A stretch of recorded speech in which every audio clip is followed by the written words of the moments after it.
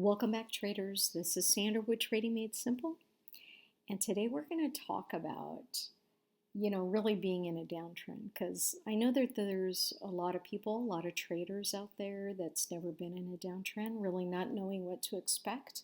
And so I just wanted to give you some of the basics of the foundation of some of these exponential and simple moving averages that is basically common knowledge in the trading industry that you might not be familiar with, just maybe because of your age or your experience in the market. So let's get to it. If you're liking this type of content, please like, subscribe, and share.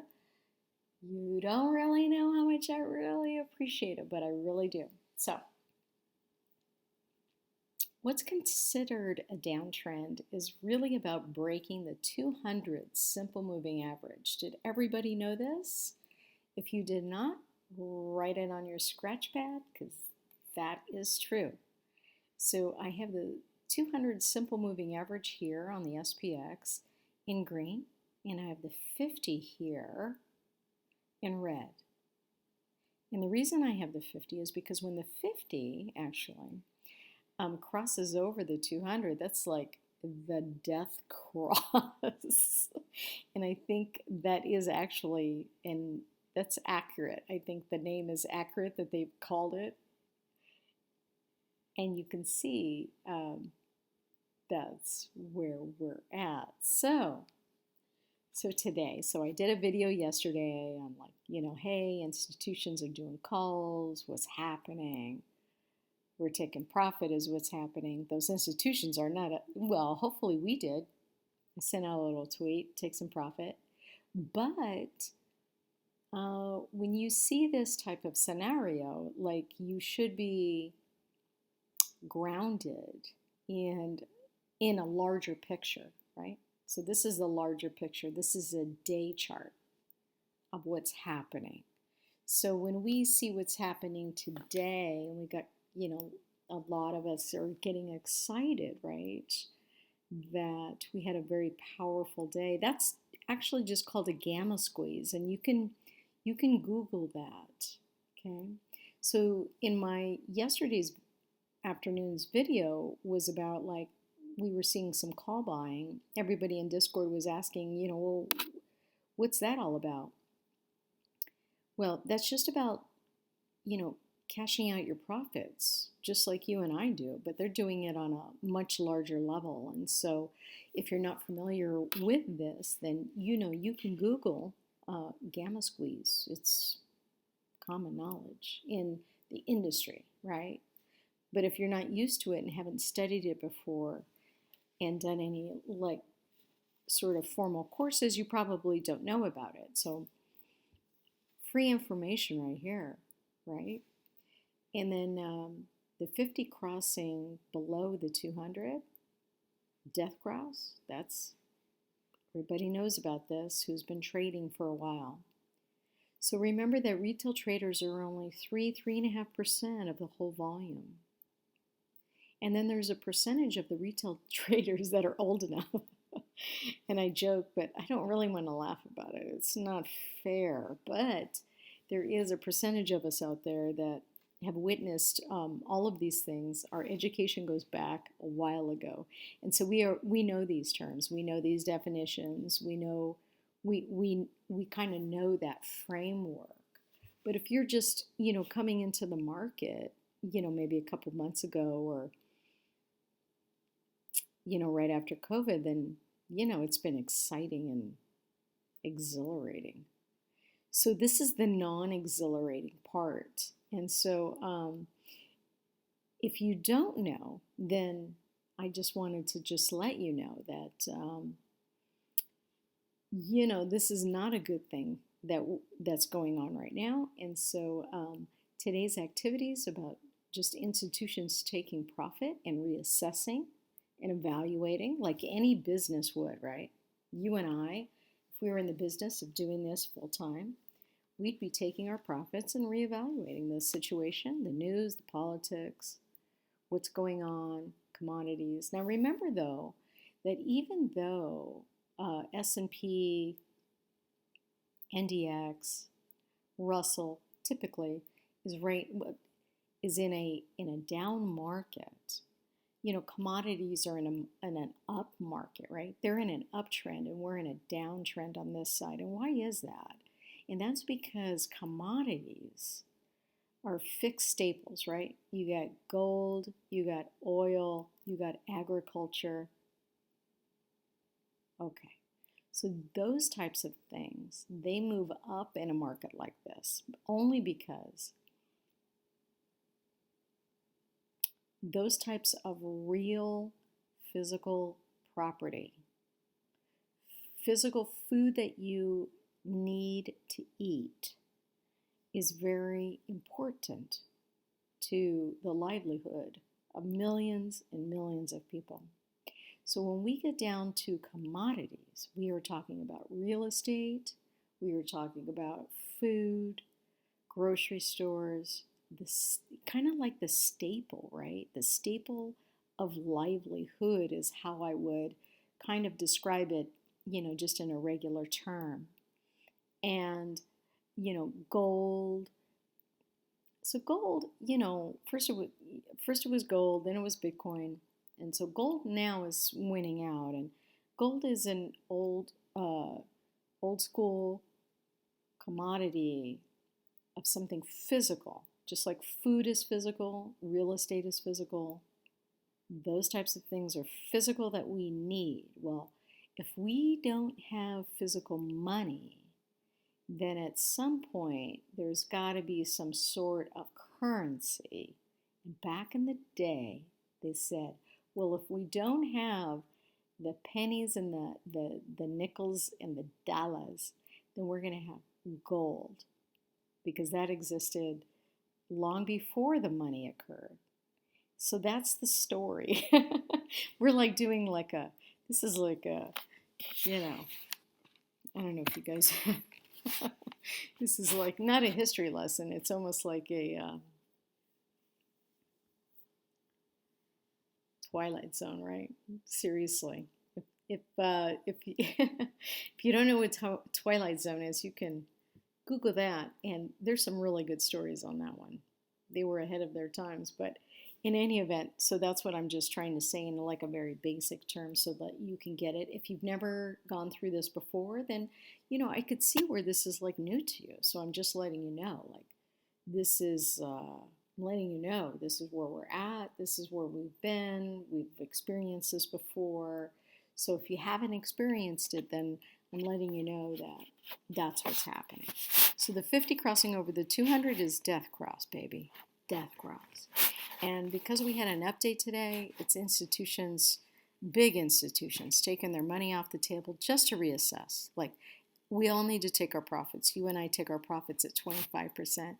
And, maybe we got 500 or $1,000 in the play, and they got hundreds of thousands of dollars in a play. And so all of the, as well as millions, by the way, and all of those institutions are taking profit.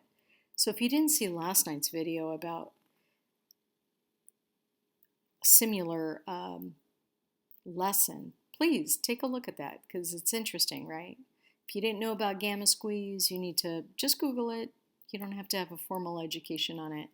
It's very easy to understand. All the big institutions with millions and billions of dollars going in one direction, they can't stop the bus that quickly unless they all get on board.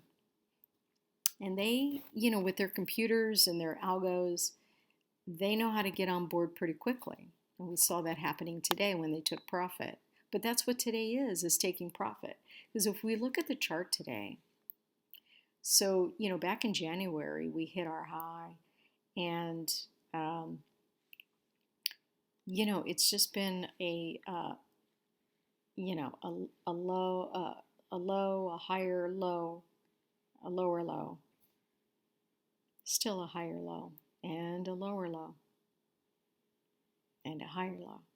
And what is that? That's just a downtrend, right? Because it's the same thing but opposite.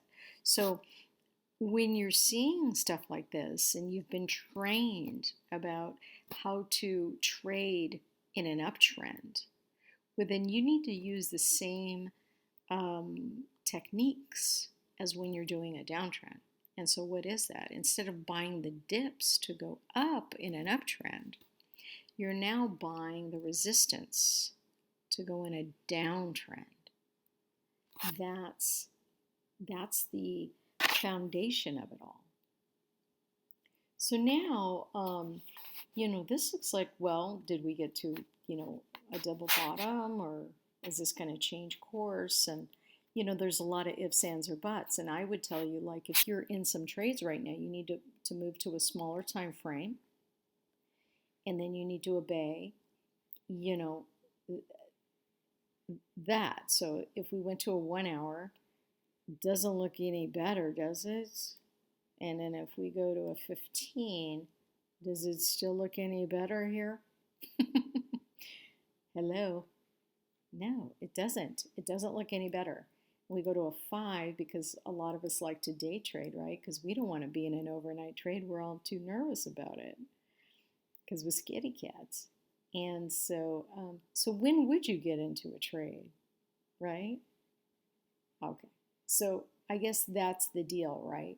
So typically I use, and I've often said this, an exponential moving average of 50, and I use it on a smaller time frame, and I'm going to just show you this in a minute. Okay, so it's the blue. Oh, wait, no. Hold on for just a second here. I need to change this to a 50. See how it looks.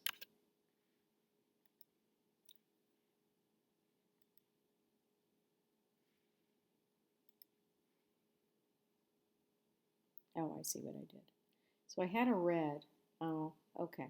So I'm going to use I changed we're going to change it back. Okay, so I use the 50 on a lot of time frames, and it could even be on a 1 minute or a 5 minute, just because it acts as a good median to what's happening. What's a median? Well, a median is a bell curve, and it's the medium of the bell curve. So if you're not familiar with a bell curve, like, that's how the stock market kind of runs. Like, there's a one standard deviation. Well, let me put it on the chart.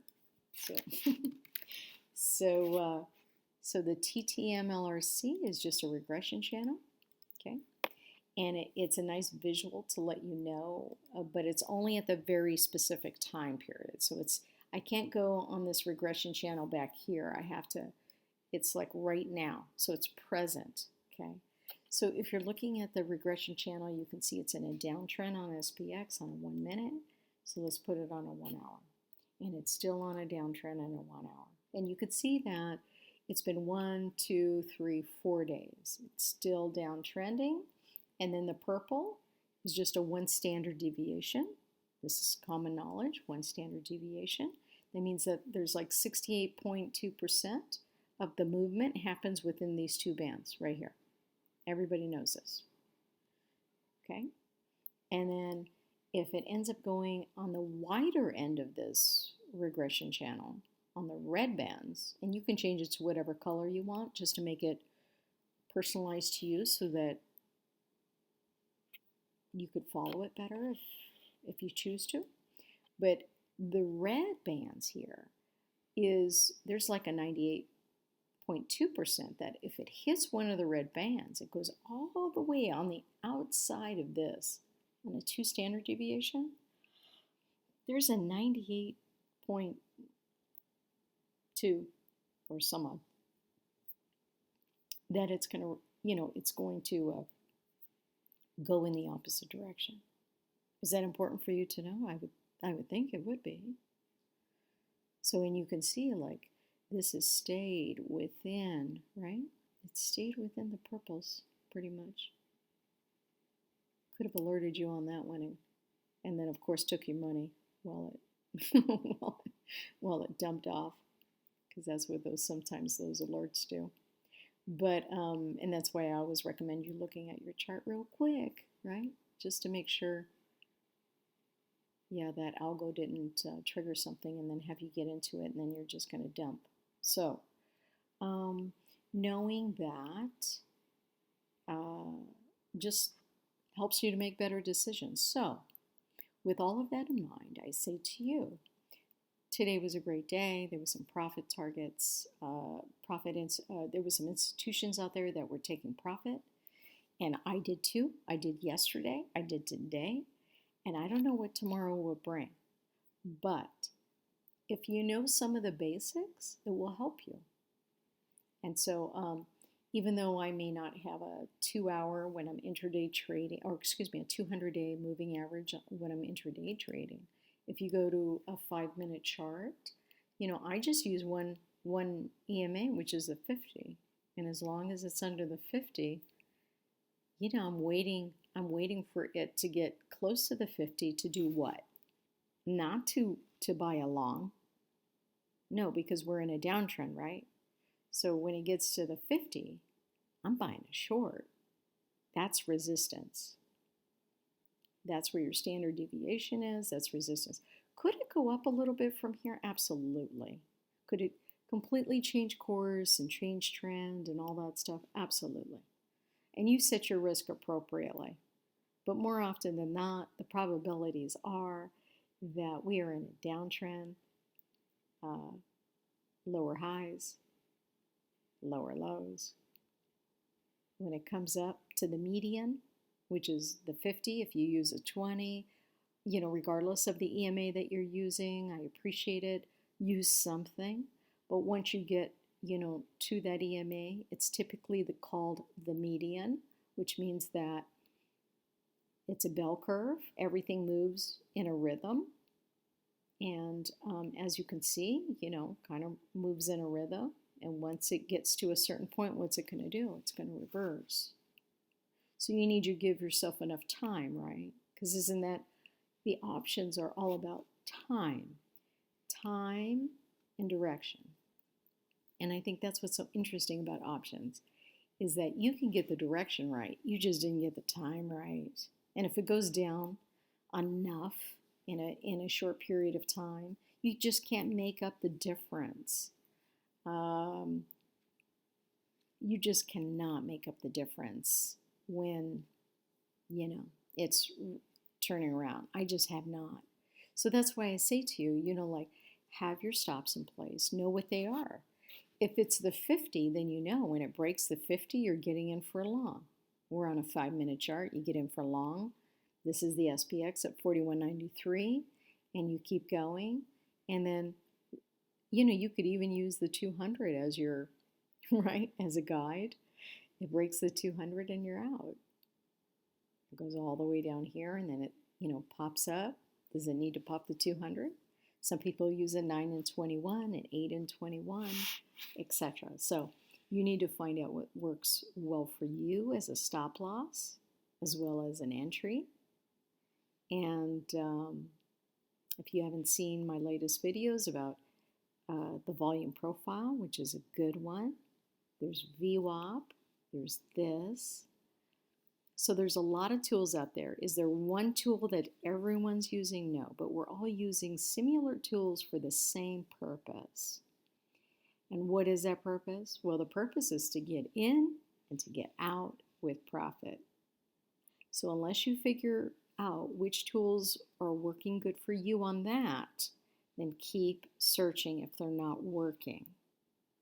And then, if you have any questions, you can give me an email. I'm happy to answer your questions. And it'll be in the description below along with our Discord. We have a technology IA Discord that shows you where all the big money's going, unusual volume, insider trading, yada yada.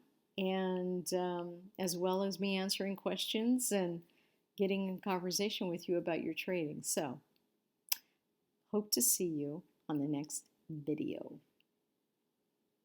Hi, this is Sandra with Trading Made Simple, and I hope you liked today's video. If you need some help with trade education, strategies, or trade automation, come over to tradingmadesimple.org. We have free education as well as premium services, and I'll see you on the next video.